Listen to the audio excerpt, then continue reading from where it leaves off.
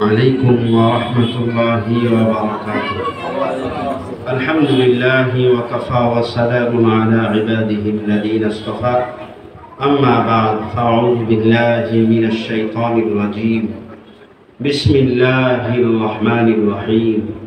قد أفلح من تزكى وذكر اسم ربه فصلى بل تؤثرون الحياة الدنيا. صدق الله المولى العظيم. قال النبي صلى الله عليه وسلم الكيس من دان نفسه وعمل لما بعد الموت أو كما قال عليه الصلاة والسلام. درشد اللهم صل على محمد وعلى آل محمد كما صليت على إبراهيم وعلى آل إبراهيم إنك حميد مجيد. اللهم بارك على محمد وعلى آل محمد كما باركت على إبراهيم وعلى آل إبراهيم إنك حميد مجيد. আল্লাহ পাকের দরবারে লাখ কোটি শুকরিয়া যে মহান রব, যে মহা মালিক আল্লাহ তাআলা আমাদেরকে দয়া করে মায়া করে ভালোবেসে কোরআন হাদিসের মজলিসে, উলামা হযরতদের মজলিসে আজকে দিঘিরচালা আদর্শ মহিলা মাদ্রাসার উদ্যোগে আয়োজিত দোয়া মাহফিলে উপস্থিত হওয়ার মতো তৌফিক দিয়েছেন। এই জন্য মহান রবের দরবারে অন্তরের অন্তঃস্থল থেকে কালিমাতুশ শুকুর সকলে জবান খুলে বলি আলহামদুলিল্লাহ। যে আল্লাহ তাআলা আমাদেরকে মুমিন হিসাবে কবুল করেছেন, ঈমানদার হিসাবে কবুল করেছেন, কালেমাওয়ালা বানিয়েছেন, এই জন্য আবারও দিল খুলে বলি আলহামদুলিল্লাহ। সম্মানিত উপস্থিতি, আমি আপনাদের কাছের মানুষ, মুরব্বী এসেছেন, আলোচনা তো মুরব্বীরা করবেন, শুনতে এসেছি। দোয়া, সকলের দোয়ার দরকার। দোয়া ছাড়া কেউ সামনে আগানো সম্ভব নয়। আমার মুরব্বী এসেছেন শায়েখ আল্লামা গিয়াসউদ্দিন সরকার দামাত বরকাতুহুল আলিয়া। আলহামদুলিল্লাহ হযরত আলোচনা করবেন। আলোচনা আসলে বেশি না করাই ভালো।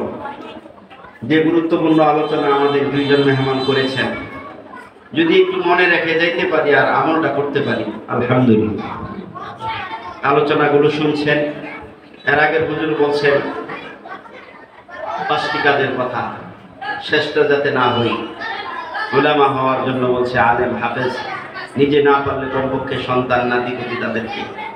এরকমভাবে 5 নাম্বার হলো তাদের প্রতি যাতে কোনোভাবেই সেই ঘৃণা নজর যাতে না হয়, তাহলে সব শেষ, বরবাদ হয়ে যাবে। খেয়াল রাখবো আমরা।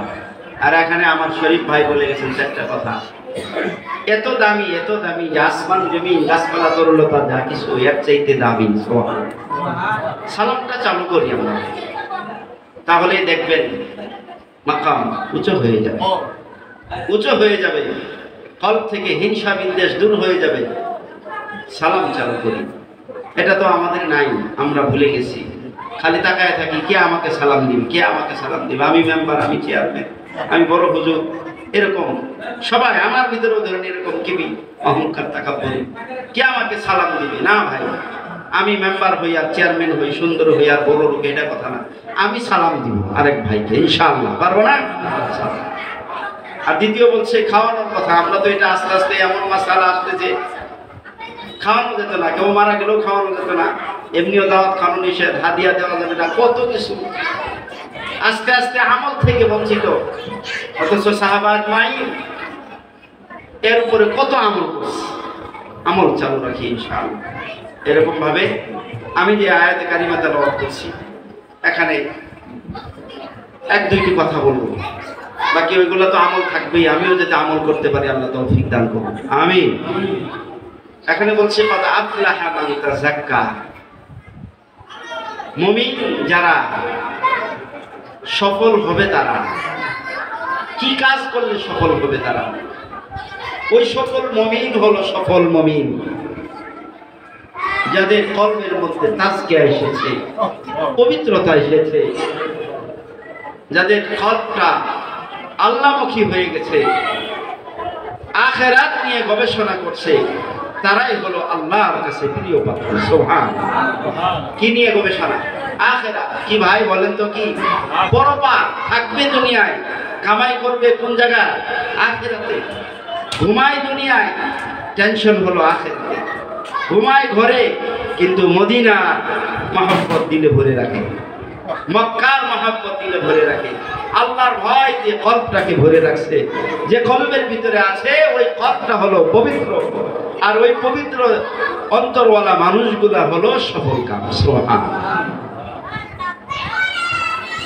এই জন্য আল্লাহ আরেক জায়গায় বলছে, ইয়া আইয়ুহাল্লাযীনা আমানু যিকুরুল্লাহ যিকরান কাসীরা ওয়াসাব্বিহুহু বুকরাতাও ওয়া আসীলা। সুবহানাল্লাহ। আল্লাহ কি সুন্দর করে বলছে, কল্পটাকে পবিত্র করুন, পবিত্র অন্তরওয়ালা হন। আর এটা সহজ হবে কখন? যখন আখিরাত নিয়ে গবেষণা হবে, আখিরাত নিয়ে টেনশন থাকবে বান্দা, আখিরাতের পুঁজি অর্জন করবে, আখিরাতের সামানা যোগান দিবে, তখন বান্দার কল্পটা পবিত্র হবে। কারণ তার কল্পের মধ্যে আল্লাহ পাকের ভয় থাকবে। সুবহানাল্লাহ। যখন আল্লাহ পাকের ভয় থাকবে, বান্দা যা কিছু করবে সব হিসাব নিকাশ থাকবে আখিরাত,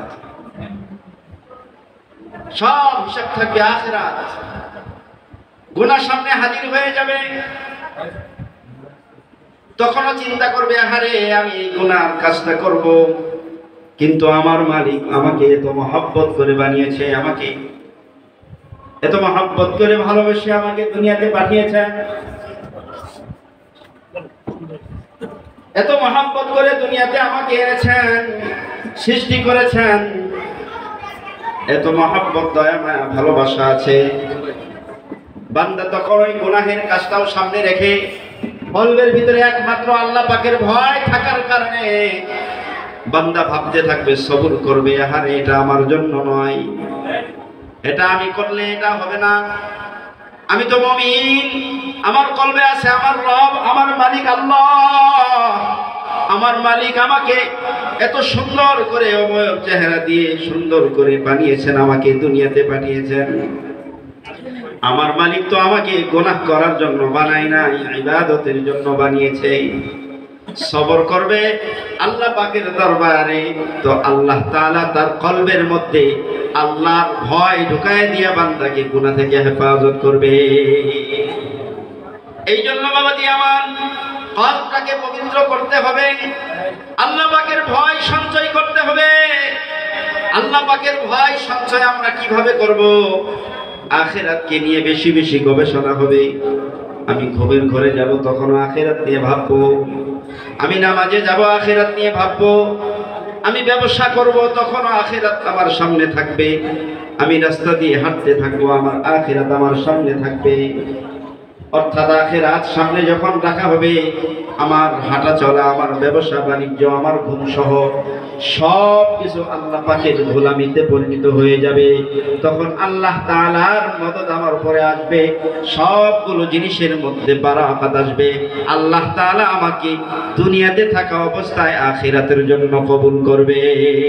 সুবহানাল্লাহ। সম্মানিত উপস্থিতি, শায়েখ এসেছেন, আসলে আর কথা লম্বা নয়। আল্লাহ তাআলা আমাদেরকে কবুল করুন, বলেন আমিন।